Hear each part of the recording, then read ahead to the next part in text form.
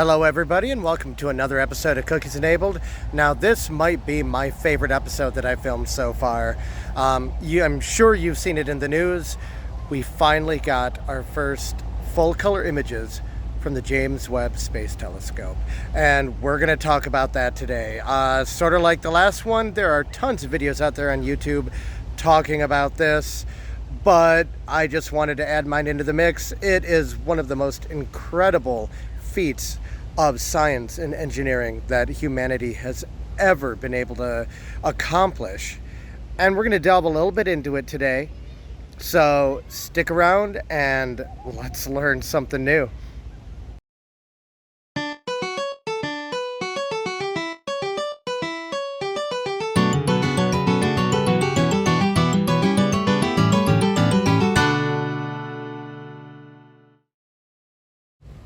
Okay, so today we're going to be looking at all of these original images that we just received within the last week from the James Webb Telescope.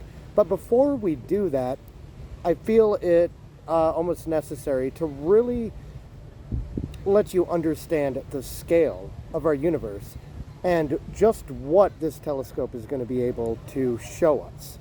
Now, we've had the Hubble telescope for 20, almost 30 years. And that's been able to look very far back in time, but not at the resolution and the scale that the James Webb Space Telescope has been able to do. We've looked at some of the same objects in the night sky, but this is looking in some ways a different direction sometimes, but more importantly, further back in time. Now, if you're not very familiar with those concepts, the farther you look away, the farther back in time you are also looking, mainly because light can only travel so fast. So if you're looking at 13 or a little over 13 billion light years away, you're looking 13 or a little over 13 billion years into the past. What we're looking at in these original images, most of those galaxies don't even exist anymore. They've fizzled out, they've merged with others, the stars have collapsed, they've turned into black holes, they've given rise to new star nurseries. And so it's really amazing that we can look back and see what our universe looked like at some of the earliest times we can observe it. Now, we talk about the universe being infinite, possibly, or having an edge. No one is 100% sure. Is it expanding? Yes. Is it eventually going to stop and then collapse? We don't know. Is it just going to keep expanding forever and cause what we call heat death? We don't know. But the further back that we look, the more we can learn. And that's what the James Webb Telescope is doing. It's allowing us to look back at the earliest points that we can see. They call that the observable universe. Now, it could expand beyond that, but we're not quite sure because at one point, early on, we're talking within the first second of the universe being coming into what it is that we see today, it was expanding faster than the speed of light. The actual fabric of the universe was expanding faster than the speed of light, and light did not even exist at that point. The universe was so hot, so dense, photons had not even come into existence, and it wouldn't be until it cooled down enough that they did that we can actually see anything. Now, a lot of your theoretical math, your physics, they can kind of work around that to try to understand what happened before that, but to get an actual image of those first minutes, we can only go as far back as when photons existed, and we are so close. They say the universe is about 13.77 billion years old, and we're looking at about 13.5 billion years into the past using this new telescope. And those are big numbers to really wrap your mind around. It's really hard to understand that. So before we show these images and talk a bit more about it, we have to delve into the scale of the universe. And that's why I'm out here today on this beautiful, gorgeous July day at Michigan Beach, because the beaches have a fun little thing that you put your feet in every day that really can help us understand that scale. And we're going to go into that now. So we're on a beach, and a beach has what? Sand. And that's a small enough thing we can see it. It can kind of start to give you an idea of just how big our universe is. So I have a little bit of sand, and imagine every single one of these grains of sand is the size of a planet. One grain of sand, just a tiny little piece. Imagine if the Earth was that size. That is a good start for us. So we have the Earth as a grain of sand. The sun, on that scale, is going to be about the size of a billiard ball. And that already, you're seeing a big change in perception there. The billiard ball being the sun, at that scale, the moon is only 1.5 centimeters, that far away from the Earth at that scale. Sun would be about 19.5 feet away. That's about 6 meters or so for everybody outside the U.S. who uses a form of measurement that actually makes sense. But so the sun's about 19.5 feet away. Pluto is over 760 feet away, and that is about 2 football fields. That's the size of our solar system at the scale where the Earth is the size of a grain of sand.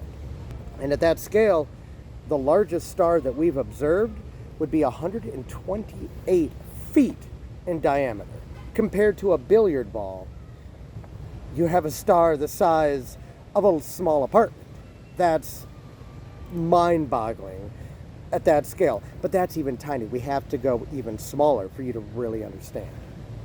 So still using that same scale, the nearest star, Proxima Centauri, is over 1,500 miles away. The Milky Way is roughly 125,000 light years across, and at this scale, we're still looking at over 46,000 miles away.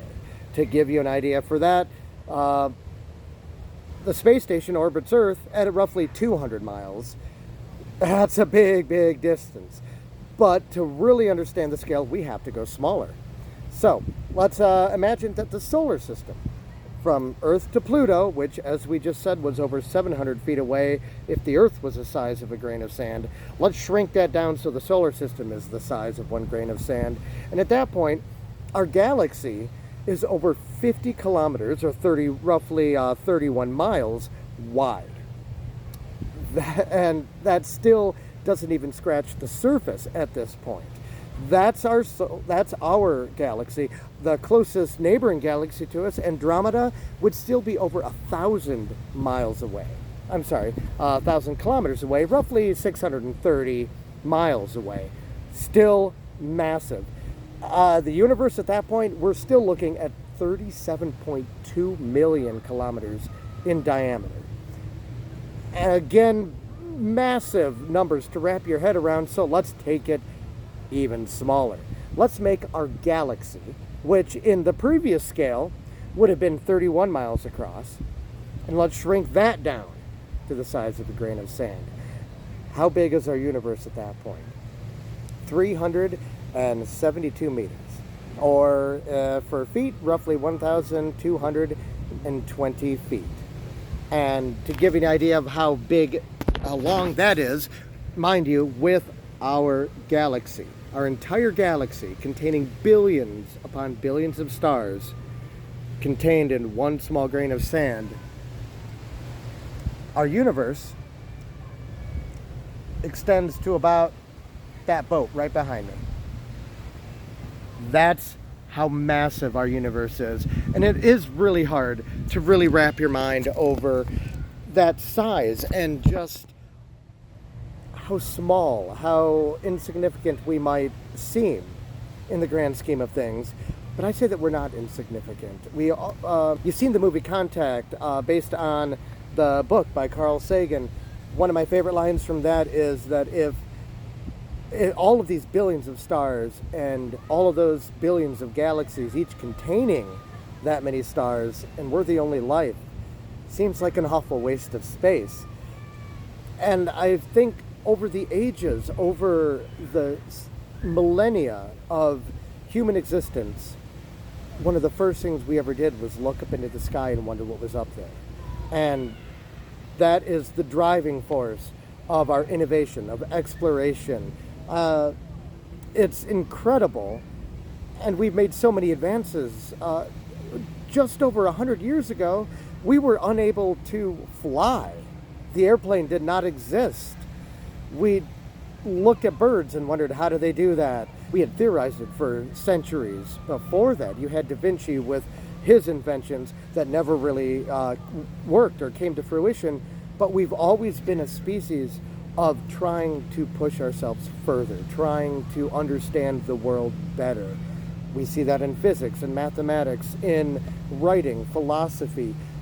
Every academic venture is about a better understanding of who we are, what the universe is, how do we exist within it, what does it all mean? We may never find out what it means, but we never stop trying. And the culmination of that has brought all of these major discoveries. The Large Hadron Collider, discovering new particles, discovering new physics, learning more about what creates matter. Why does matter have mass?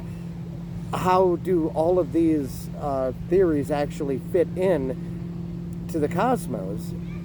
And we've made another advancement with the James Webb Space Telescope. All right, so that was the first half of my series working on the James Webb Space Telescope. Next week, stay tuned. That's when we're going to be delving into all of the first photos and even some of the newer ones that have come out since then. So stick around next week for that. This one was just to give you a little idea of just what it's going to be doing, how far it's going to be looking back, and just the monumental what this mission actually means, which still blows my mind to this day. I do apologize that this video is coming out later today on this Monday. We just had one of the craziest weeks up here in Charlevoix. We have a big festival every summer. It was intense. All of us were working super hard. I'm tired. Everybody else is tired. And all I can say is, with what the world is like these days, if you're going to go out to a restaurant, if you're going to sit down and get some dinner, be kind. Just be nice and patient with your servers, with the kitchen, with everybody working in one of those restaurants. It can take just 1 minute to ruin one of their day, but it can also take that same amount of time to make their day better. So make their day better. We're all working this together. We're all in this. So be kind, tip your servers. It was a crazy week. I'm so glad that it's over. I did have fun, but yeah, so that's why the video's a little late. I do apologize, but we definitely wanted to get one up for you. We've got another fun one coming up next week. Will's got a few in the pipeline, and it's going to be a great summer with everything. So again, thank you everybody for liking, subscribing, following us. Our subscriber numbers just keep climbing, and the views do, and we really appreciate everybody who comments on the videos, who watches them. Let us know if there's something you'd like us to talk about. Like we always say, let's learn something new together. Let's keep that going. I appreciate you all, and we learned something new. See you later.